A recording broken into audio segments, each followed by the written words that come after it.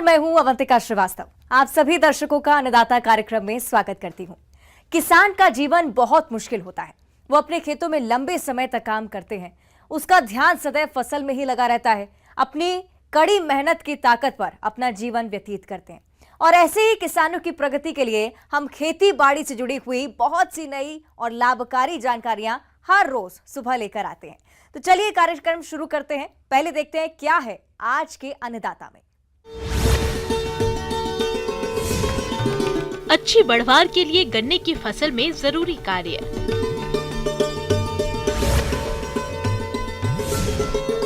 बकरी पालन व्यवसाय अपनाएं, अधिक लाभ कमाएं।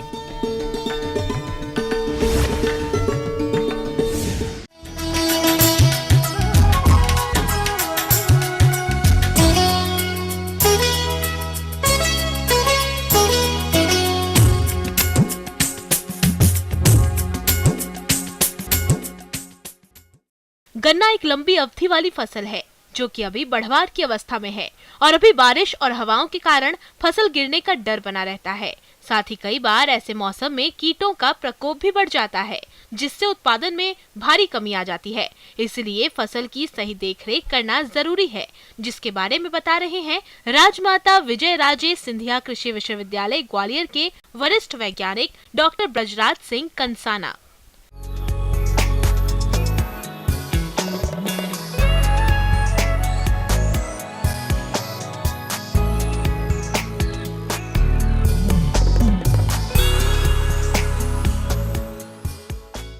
आज हम गन्ना फसल के बारे में बात कर रहे हैं।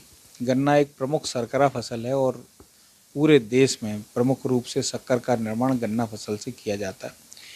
और गन्ना किसानों के लिए एक बहुत महत्वपूर्ण व्यापारिक फसल है। इससे उन्हें काफ़ी मात्रा में पैसा प्राप्त होता है और वो अपना जीवन यापन करने में सफल होते हैं। गन्ना एक लंबी फसल है। गन्ने की फसल में जल प्रबंधन एक प्रमुख बात है और हमें पानी, चूँकि ये लंबी फसल है, इसको पानी की ज़्यादा आवश्यकता होती है। तो अगर गैप पानी में ज़्यादा है तो हमें अपने गन्ने की फसल में पानी की व्यवस्था करना सुनिश्चित करना चाहिए और उसमें पानी पर्याप्त मात्रा में उपलब्ध कराना चाहिए। इसी के साथ साथ गन्ने की फसल में अभी इस मौसम में बहुत ज़्यादा कुछ करने की आवश्यकता नहीं है, क्योंकि ज़्यादातर किसान भाई फर्टिलाइजर अपना पूरा 100 दिन की अवस्था तक फसल में दे चुके होंगे। मगर जो किसान भाई अपनी फसल देर से लगाएं तो वो जो भी यूरिया की मात्रा शेष है उसका छिड़काव इस वक्त अपने खेत में कर सकते हैं, जिससे कि उनकी फसल में किसी प्रकार के पोषक तत्व की कमी न रहे। गन्ना बरसात के मौसम में बहुत स्पीड से बढ़ता है। उसके पहले गन्ना की बढ़वार ज़्यादा देखने को नहीं मिलती। तो इस अवस्था में जब गन्ना बहुत स्पीड से बढ़ेगा, तब अगर हमने उसको हवा के कारण से गिरने की संभावना बढ़ जाती है, तो हमें बंधाई का काम आवश्यक रूप से करना चाहिए। तो उनको ये ध्यान देना चाहिए कि हमारे आखिरी की किनारे के जो 2 लाइन है उनमें क्रॉस में, मतलब 2 पौधे एक लाइन के और बीच में एक तीसरा पौधा दूसरी लाइन का, इस तरीके से 3 पौधों का ग्रुप बनाकर और गन्ने के पत्तों से उसकी बंधाई का कार्य करना चाहिए। इस प्रकार बंधाई करने से आपके खेत में गन्ना गिरने की समस्या नहीं रहेगी। गन्ना की फसल में अगर बुआई के समय कुछ बातों का ध्यान रखा गया है तो कीटों का प्रकोप बहुत ही कम होता है। गन्ने में वैसे तो कई सारे कीट लगते हैं, लेकिन इस समय बेधक कीटों का प्रकोप अधिक होता है, जिन पर कंट्रोल पाना बहुत जरूरी होता है। साथ ही साथ गन्ने में कई तना मक्खी और जो इल्लियाँ हैं वो देखने के लिए भी मिलती हैं। स्टेम बोरर और रूट बोरर भी हमारे गन्ने की फसल में इस मौसम में देखने के लिए मिलते हैं। तो इनके नियंत्रण के लिए भी हमें विशेष रूप से ध्यान रखने की आवश्यकता है। टाप बोरर यानी चोटी बेधक, इसका प्रकोप मार्च से नवंबर तक बना रहता है। इस कीट की मादा सफेद रंग की होती है और ये पौधे की दूसरी या तीसरी पत्ती पर बैठी होती है और अंडे देती है और इन अंडों से 6 से 7 दिन में लार्वा निकल जाते हैं। ये लार्वा बहुत तेजी से नुकसान पहुंचाते हैं। ये दूसरी या तीसरी पत्ती के बीच में प्रवेश कर जाते हैं, जिससे पत्ती पर एक लाल रंग की धारा बन जाती है। किसान भाइयों, ये जरूरी नहीं कि आप इन सभी बेधक कीटों को कंट्रोल करने के लिए रसायनों का ही प्रयोग करें। बहुत सारे ऐसे भी तरीके हैं जिसे अपनाकर इन कीटों का बिना रसायनों के कंट्रोल कर सकते हैं। अगर हमारी फसल में इस प्रकार के कोई कीड़े दिखाई दे रहे हैं तो हम कार्टफ हाइड्रोक्लोराइड या कोई भी सिस्टेमिक इंसेक्टिसाइड जैसे इमामेक्टिन बेंजोएट वगैरह का स्प्रे कर सकते हैं, जिससे हमारी फसल कीड़ों की रोकथाम हम कर पाएँ और उससे हमारी फसल को नुकसान न हो। इन्हीं सब बातों का ध्यान रख के अगर हम गन्ने का फसल लेंगे तो आपको अच्छी फसल देखने के लिए मिलेगी। किसान भाइयों, अभी तक आपने खेती से जुड़े हुए कुछ उपयोगी जानकारियां देखी। अब लेते हैं एक छोटा सा ब्रेक, जल्दी लौटेंगे और कार्यक्रम में आगे भी हैं खेती बाड़ी से जुड़ी महत्वपूर्ण जानकारियां, तो बने रहिए हमारे साथ।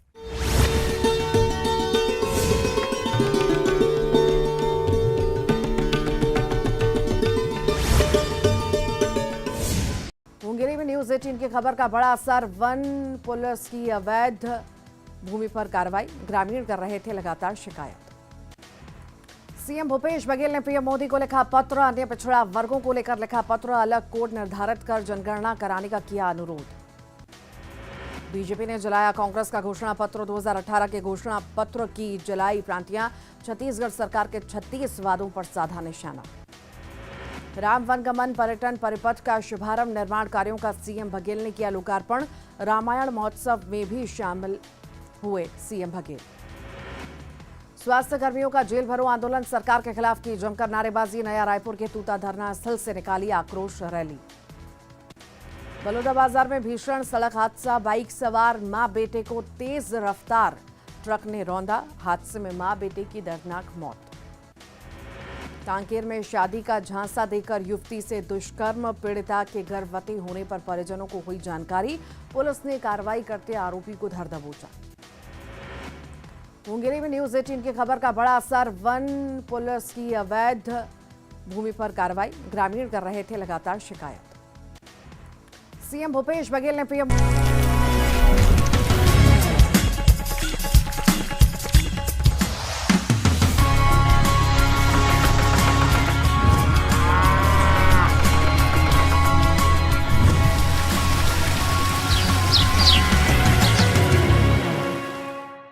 ब्रेक के बाद आप सभी दर्शकों का अन्नदाता में स्वागत है।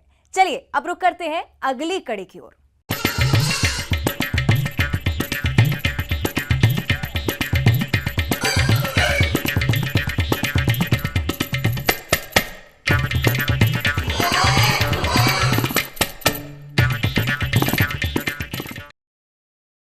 बकरी पालन व्यवसाय गरीब किसानों और खेतीहर मजदूरों के लिए आय का एक अच्छा साधन है और इस लाभ को देखते हुए राज्य के जो किसान भाई बकरी पालन व्यवसाय शुरू करना चाहते हैं, वे किस प्रकार से करें बकरी पालन व्यवसाय, इस बारे में जानकारी दे रहे हैं प्रोफेसर डॉक्टर महेश दत्त।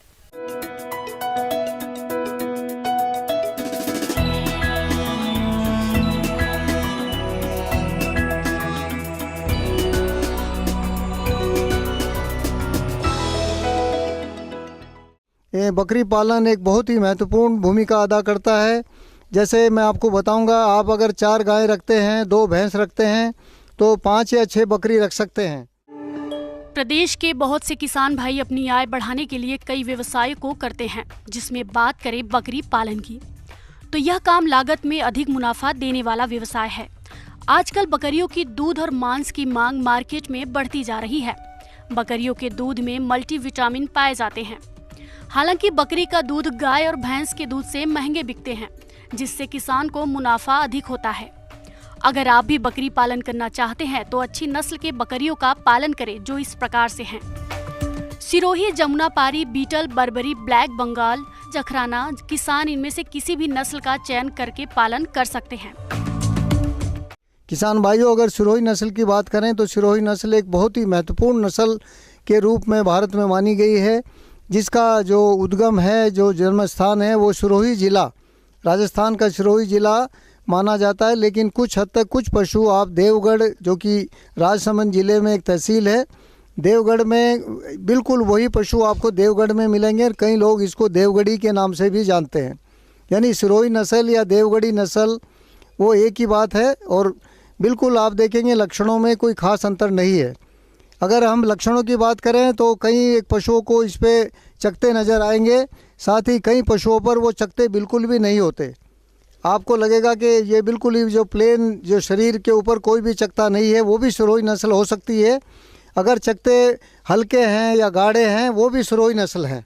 यानी कहने का मतलब है कि जो शरीर पर जो चकते बनते हैं वो वास्तव में वो बहुत अच्छा इसका एक जो इसके लक्षण है, एक बहुत अच्छा लक्षण है। लेकिन कई बार ये बिल्कुल भी चकते नहीं बनते, तो आप ऐसा ना माने कि वो सिरोही नस्ल नहीं है। सिरोही नस्ल वो भी नस्ल है, वो भी सिरोही नस्ल के अंतर्गत ही आती है। बकरी पालन में सफल होने के लिए बकरियों की आहार और आवास की उचित व्यवस्था करना बेहद जरूरी होता है। इसके लिए उचित स्थान का चयन करके बनवाए बकरियों का आवास, जिससे सर्दी गर्मी बारिश में आराम से बकरियां रह सकें, जिससे उनके वृद्धि विकास अच्छी तरह से हो सके। बकरियों के लिए एक बहुत ही ध्यान रखने वाली बात यह है कि इनके लिए आवास की व्यवस्था बहुत अच्छी होनी चाहिए। आवास में ये कभी भी गीले स्थान पर बैठना पसंद नहीं करती है। किसान भाइयों, ये बहुत ही ध्यान देने वाली बात है कि बकरियों के लिए थोड़ा सा ऊंचा स्थान, यानी अगर आप लकड़ी के फट्टे लगा देते हैं तो वो सबसे बढ़िया है और सस्ता है, क्योंकि ये ज़मीन या गीले स्थान पर बैठना पसंद नहीं करती है। अतः इसके लिए ऊंचे स्थानों पर हम उनको इसके लिए आवास की व्यवस्था करते हैं, जिसमें कोई ज़्यादा खर्चा नहीं होता, बल्कि लकड़ी के फट्टे जो कि बहुत ही सस्ते हैं। और मान लीजिए अगर लकड़ी बची हुई लकड़ी है, आप देखेंगे लकड़ी की दुकानों पर, तो अगर मान लीजिए उनमें कोई छोटा मोटा डिफेक्ट भी है, वो भी फट्टे इसके काम आ सकते हैं, जिन पर ये बैठ सकती है। बकरी रखने के लिए आपको बहुत ही कम जो श्रमिक तथा इनके खान पान की व्यवस्था करनी पड़ेगी, जिसका मुख्य कारण है बकरी को 2 घंटे सुबह या 2-2.5 घंटे शाम को आप किसी भी अपने क्षेत्र के खाली स्थान है, सड़कों के आसपास है या चरागाहों में घुमा सकते हैं। 2-2.5 घंटे की घुमाई के बाद आपको किसी तरह का हरा चारा या सूखा चारा डालने की ज़रूरत नहीं है, क्योंकि ये उससे ही अपना पेट भर सकती है। साथ ही प्रतिदिन 300 ग्राम 400 ग्राम दाना जो आप घर पे बना सकते हैं। साथ ही जो अनाज आपके मान लीजिए निम्न श्रेणी के हैं, या मान लीजिए जिनको आप अपने खेतों में बीज में आपके बचे हुए अनाज हैं या जो खाने लायक नहीं हैं, उनको आप इन पशुओं के रूप को खाने के रूप में इनके लिए एक दाना बना सकते हैं। अगर इनके खान पान की बात करें तो प्रति जो बकरी है उसको 2 से 2.5 किलो या 3 किलो जो है वो सूखा पदार्थ चाहिए, और 300 से 400 ग्राम इसके लिए अच्छी श्रेणी का दाना आप घर पर ही बना सकते हैं, क्योंकि आपके घर पर अनाज और जो खलियाँ हैं या जो मान लीजिए नमक है, गुड़ है, उसको मिलाकर एक अच्छा दाना आप इसको तैयार कर सकते हैं। जहाँ तक पानी की बात है तो प्रति बकरी आप देखेंगे पानी की आवश्यकता गाय की कंपैरिजन में बहुत कम है, लेकिन पानी साफ़ सुथरा होना चाहिए। पानी की जो खेलियाँ हैं उनमें हफ्ते में एक बार उनकी सफाई करें, साथ ही कुछ मात्रा में उनमें चूना डाल दें। चूना डालने का ये बड़ा फ़ायदा होगा कि इनमें पानी के अंदर कीड़े नहीं बनेंगे और पानी जो है वो साफ़ सुथरा बना रहेगा। इस तरह से बकरी के जो स्वास्थ्य है वो बहुत ही उत्तम बना रहेगा। आज के समय में बकरी पालन व्यवसाय भी बीमारियों के प्रकोप से अछूता नहीं है। ऐसे में आपकी बकरियों में बीमारी की समस्या आए ही नहीं, इसका सबसे सस्ता और अच्छा उपाय है टीकाकरण। टीकाकरण पशु चिकित्सक की सलाह के अनुसार समय पर करवाएं। करीब पहले बार जो है 11 से 12 महीने या 13 महीने पे ये पहली बार जो है ज्ञापन होने के लायक हो जाती है, और इस तरह से 7 से 8 बार आपके फार्म पर बहुत ही सामान्य रूप से ये बच्चे दे सकती है, और ये अपने आप में एक लाभकारी धंधा बकरी पालन आपके लिए हो सकता है, क्योंकि इसकी खिलाई पिलाई रहन सहन या रखरखाव पर खर्चा बहुत कम आता है। इसलिए बकरी पालन गाय पालन की तुलना में एक सस्ता व्यवसाय है। आप देखेंगे ये एक बहुउद्देशीय पशु है, दूध भी मिलेगा, आप देखेंगे इससे आपको एक अच्छी खाद मिल जाएगी, और साथ ही एक मांस के लिए एक बहुत ही मशहूर बहुत ही प्रसिद्ध एक पशु है, और मांस के लिए इसका प्रेफरेंस अन्य पशुओं की तुलना में बहुत ज़्यादा माना गया है। आगे और भी है खेती बाड़ी से जुड़ी हुई बहुत सी रोचक जानकारियां, पर यहां पर रुकेंगे एक और छोटी सी ब्रेक के लिए। जल्द हाजिर होते हैं।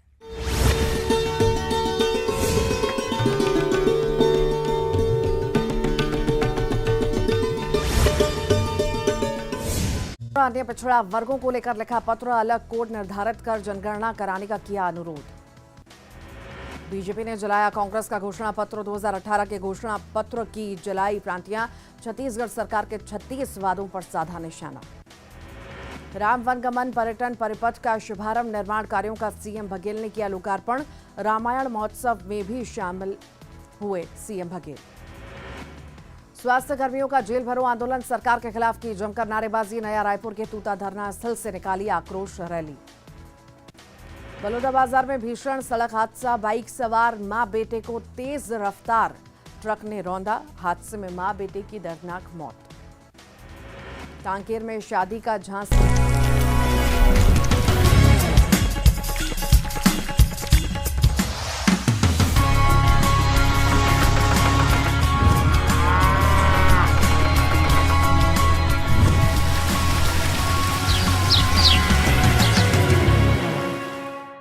ब्रेक के बाद एक बार फिर से आप सभी दर्शकों का अन्नदाता कार्यक्रम में स्वागत है। बढ़ते हैं अगली प्रस्तुति की ओर।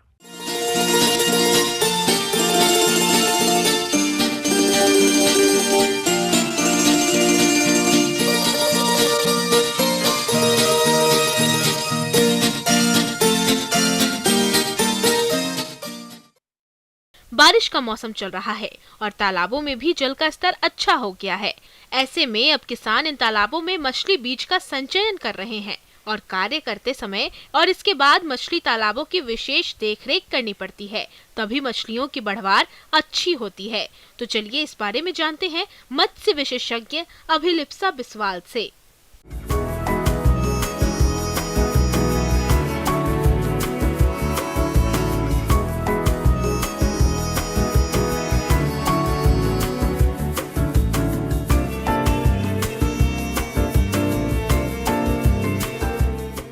मैं कृषि विज्ञान केंद्र बिरोली में मत्स्य विज्ञान के वैज्ञानिक के रूप में कार्यरत हूँ।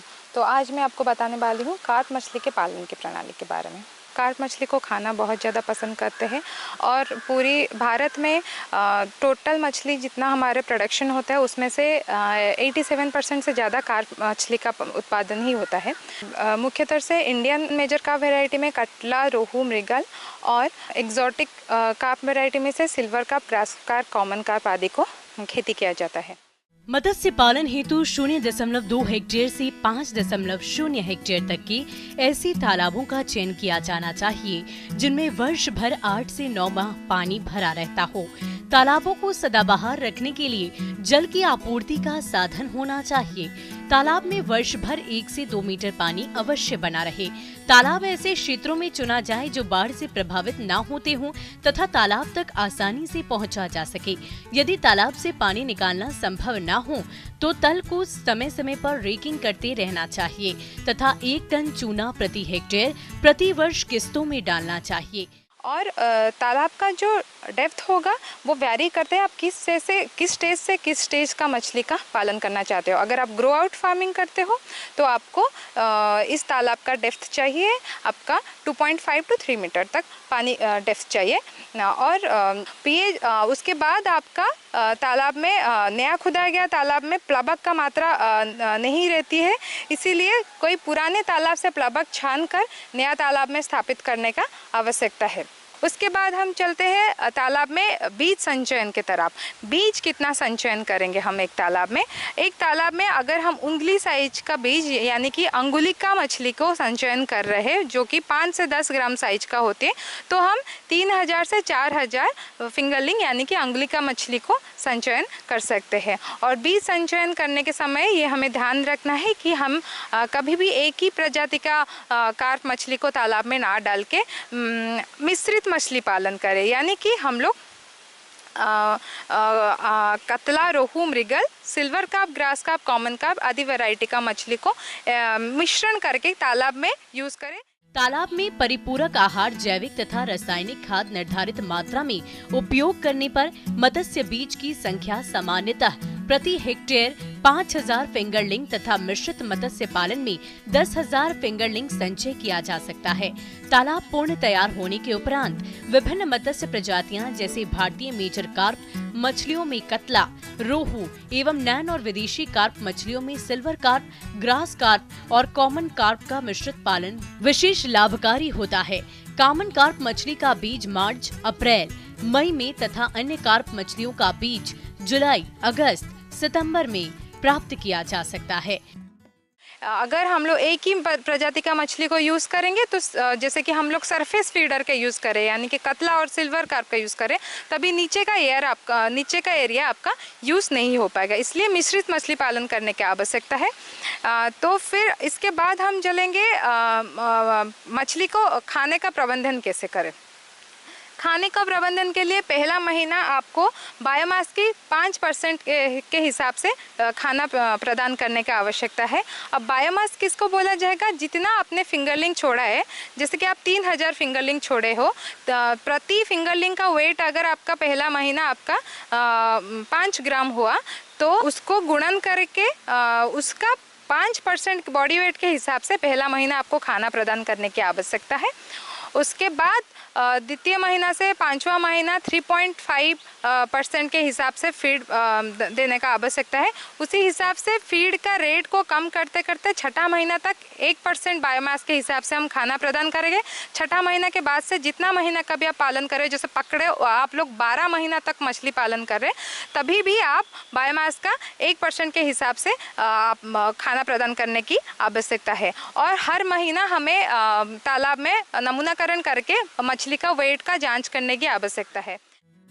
जलीय वनस्पतियां मछली के शत्रु को आश्रय देती है। ये तालाब के ऑक्सीजन के संतुलन को प्रभावित करती है तथा जाल चलाने में बाधा उत्पन्न करती है। इनकी अधिकता से सूर्य की किरणें तालाब की तली तक नहीं पहुंच पाती है, जिससे मछलियों की बाढ़ प्रभावित होती है। इसलिए मत्स्य पालन के जलीय वनस्पतियों को निकाल दें। 12मासी तालाबों में अनेक प्रकार की मांसाहारी तथा अनचाही मछलियां रहती है। मांसाहारी मछलियां मत्स्य बीज को हानि पहुंचाती है, जबकि उनकी छोटी छोटी अनचाही मछलियां भोजन संबंधी स्पर्धा पर नुकसान पहुंचाती है, जिन्हें यदि संभव हो तो समय समय पर जाल चलाकर मांस भक्षी तथा अनचाही मछलियों को बाहर निकाल दें। यहाँ पे सवाल आता है कि मछली को ग्रोथ करने के लिए कितना टाइम लगेगा। अगर आप फिंगरलिंग यूज़ कर रहे हैं तभी आपको ग्रोथ करने के लिए 10 से 12 महीना का समय लग सकता है खाना के साथ। अगर आप लोग उसी तालाब से 2 बार आपका फसल उपार्जन करना चाहते हो, तब आप फिंगरलिंग यूज़ ना करके ईयरलिंग यूज़ कर सकते हो, स्टंटेड ईयरलिंग यूज़ कर सकते हो। तो इसीलिए यह मछली 4 से 5 महीना में तैयार हो जाते हैं। स्टंटेड ईयरलिंग यूज़ करने से हम लोग एक तालाब से कम 2 बार हम लोग टेबल साइज फिश यानी कि मार्केटेबल साइज का फिश का उत्पादन करके किसान भाई लाभान्वित हो सकते हैं।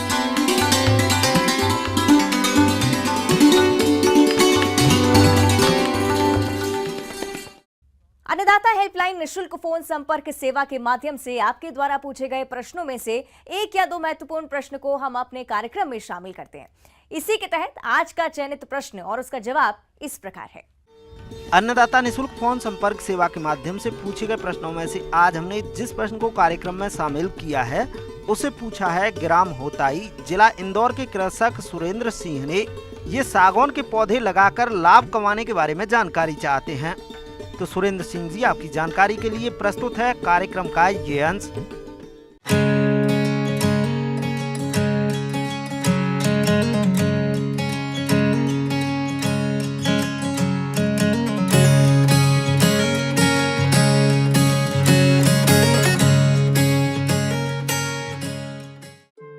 सागौन, जिसे इमारती लकड़ी का राजा कहा जाता है, इसकी लकड़ी मजबूत होने के साथ साथ काफी महंगी बिकती है, इसलिए इसे व्यावसायिक तौर पर भी उगाया जाता है। इसका इस्तेमाल प्लाईवुड, जहाज, रेल के डब्बे और अनेक प्रकार के बहुमूल्य फर्नीचरों को बनाने में किया जाता है, क्योंकि इससे बनाए गए सामान अच्छी क्वालिटी के होते हैं और ज्यादा दिनों तक टिकते भी हैं। इसके अलावा इसके पौधों का इस्तेमाल दवाइयों को बनाने में भी करते हैं। सागौन की लकड़ी में कई तरह के खास गुण पाए जाते हैं, जिस वजह से हमेशा ही बाजार में इसकी मांग रहती है। सागौन की लकड़ी में कभी दीमक नहीं लगता है, साथ ही इसमें कम सिकुड़न और आसानी से पॉलिश चट जाता है। और जानकारी के मुताबिक इसका पेड़ 200 वर्षों तक जीवित रहता है। किसान भाइयों, सागौन के पौधों को उगाने के लिए किसी खास तरह की मिट्टी की आवश्यकता नहीं होती है। इसके पौधों को दोमट मिट्टी में आसानी से उगा सकते हैं, किंतु इसकी खेती के लिए जल भराव वाली भूमि नहीं होनी चाहिए।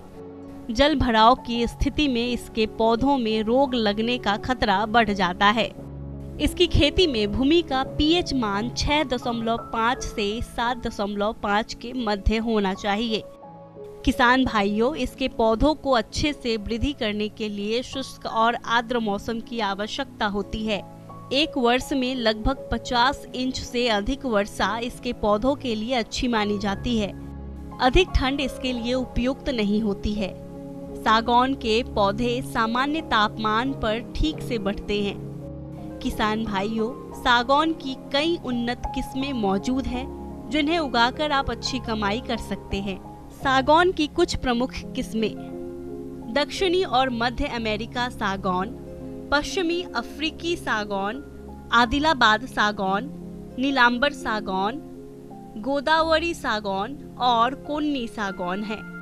इन्हें अलग अलग जलवायु के हिसाब से उगाया जाता है। किसान भाइयों, सागौन के पौध टिश्यू कल्चर या जड़ द्वारा तैयार की जाती है। इसके पौधे की रोपाई के लिए लाए गए पौधे लगभग 2 वर्ष पुराने होने चाहिए, क्योंकि 2 वर्ष पुराना पौधा अच्छे से बढ़ता है। इसके अलावा पौधों को लेते समय यह ध्यान जरूर रखें कि पौधे बिल्कुल स्वस्थ हो। किसान भाइयों, सागौन के पौधों को खेत में लगाने से पहले उसके खेत को अच्छी तरह से तैयार कर लेना चाहिए। इसके लिए खेत की अच्छी तरह से गहरी जुताई कर पुरानी फसल के अवशेषों को पूरी तरह से नष्ट कर दे। इसके बाद पौध रोपाई के 1 माह पहले खेत में 8 से 10 फीट की दूरी रखते हुए 2 फीट चौड़े और 1.5 फीट गहरे गड्ढों को तैयार कर लेना चाहिए। किसान भाइयों, सागौन के पौधों को अधिक उर्वरक की जरूरत होती है, इसलिए गड्ढों की तैयारी के समय तकरीबन 15 किलोग्राम पुरानी गोबर की खाद के साथ 50 ग्राम एनपीके की मात्रा को मिट्टी में मिलाकर छोड़ दें। और अगर आपकी मिट्टी में कैल्शियम तत्व की कमी है तो आप 200 से 250 ग्राम प्रति गड्ढा बुझा हुआ चूने का प्रयोग करके गड्ढों को तैयार करें। किसान भाइयों, गड्ढों की खुदाई का कार्य आमतौर पर गर्मी में किया जाता है और आपने ऐसा किया भी होगा। अगर नहीं किया है तो आप इस समय भी गड्ढों की तैयारी कर सकते हैं। इसके बाद इन तैयार किए गए गड्ढों में पौध लगा दें और पौधों को लगाने के बाद उस पर पानी से सिंचाई कर दें। इससे मिट्टी ठीक तरह से बैठ जाएगा और पौधे अच्छे से पोषक तत्वों को प्राप्त कर सकेंगे। किसान भाइयों, सागौन के पौधे वैसे तो 25 से 30 साल में तैयार होते हैं, लेकिन रोपण की नई तकनीक को अपनाकर आप 8 से 10 साल के बाद से ही फायदा उठा सकते हैं। इस तकनीक में 2 गुणा 2 मीटर की दूरी पर पहले रोपाई करते हैं। इस तरह से 1 एकड़ में लगभग 1000 पौधे लगेंगे। 8 साल के बाद बीच का पौधा निकाल कर बेच दे। अब आपसी दूरी हो जाएगी 4 मीटर और प्रति एकड़ 250 पौधे बेचेंगे। 15 या 16 साल बाद फिर से बीच का पौधा निकाल कर बेच दे।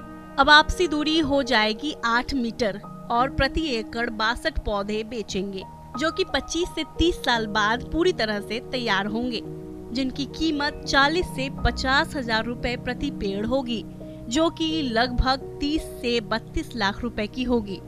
इसके अलावा पहले भी आप 15 से 20 लाख रुपए की आमदनी ले चुके होंगे। इस तरह से 1 एकड़ में सागौन की बागवानी से 50 से 55 लाख रुपए 25 से 30 साल में आप कमा सकते हैं।